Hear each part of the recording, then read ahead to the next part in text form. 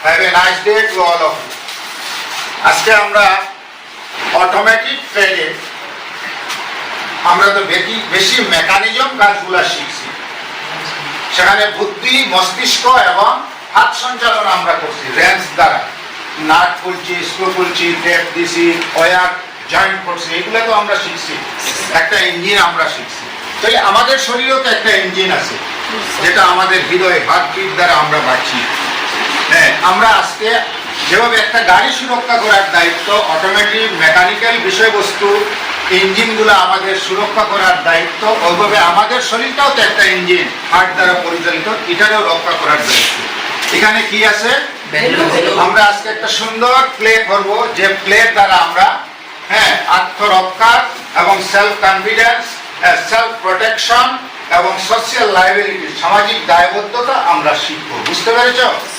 এই বেলুনগুলো আমি তোমাদের হাতে এক একটা দেব, তোমরা সেটা তোমাদের নিজস্ব প্রাণবায়ু দিয়ে বেলুনটা ফুলাবে, অর্থাৎ তোমার হৃদয়ে সেটা মনে করবে, সেটাকে গিট্টু দিবে অথবা হাত দিয়ে ধরবে যাতে হাওয়া না বাহির হয়, এবং সেটা সমাজের যে অনেক ধরনের বিশৃঙ্খলা আছে না, তার থেকে তোমার হৃদয়টাতে পলিউশন থেকে তুমি রক্ষা করবে।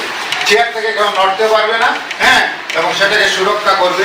সবশেষে যার বেলুনটা সুরক্ষিত থাকবো আজকের এই গেমের, এই খেলার, এই প্রতিযোগিতার, তাহাকে আমরা উইনার হিসেবে গণ্য করব।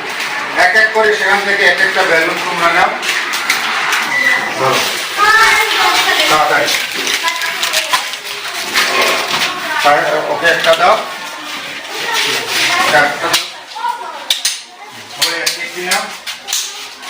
ওকে দাও। সবার খোলানো শেষ হলে আমাকে বলবে উই আর রেডি। চেঞ্জ করে না?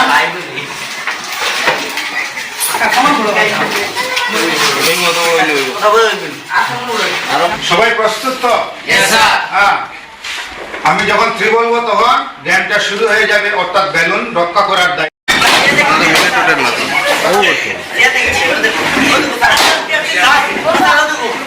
তোমারটা রক্ষা হবে।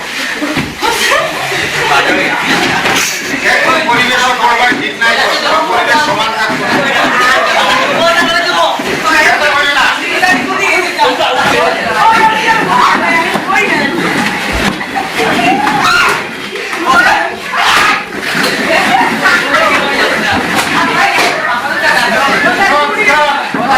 বেলুন থাকছে, হাত উঠে রাখো। থাকছে হাত উঠা। কয়টা বেলুন থাকছে? 2টা বেলুন থাকছে। একটা কথা মন দিয়ে শুনো, যদি তোমরা একে অন্যরে আক্রমণ না করতে, আঘাত না করতে, তাহলে সবটি বেলুন থাকতো। তাহলে সমাজে অনিষ্ট আমরা কে কার করতেছি? নিজেরাই নিজের ক্ষতি করতেছি। আমরা যাতে এইভাবে কোনোদিন নিজের ক্ষতি করি না। আমরা যদি সবাই চুপচাপ বেলুনটা হাতে নিয়ে থাকতাম, তাহলে সবের বেলুন সুরক্ষিত থাকতো না? থাকতো না। সব আমরা উইনার হইতাম এবং সবাই আমরা বিজয়ী হইতাম। হইতে পারতাম না? আমরা কি করছি? না, ওকে আমি উইনার হতে দিব না, আমি উইনার হব। অন্যকে আমরা আক্রমণ শুরু করছি। সমাজে এইভাবেই বিশৃঙ্খলা সৃষ্টি হয়।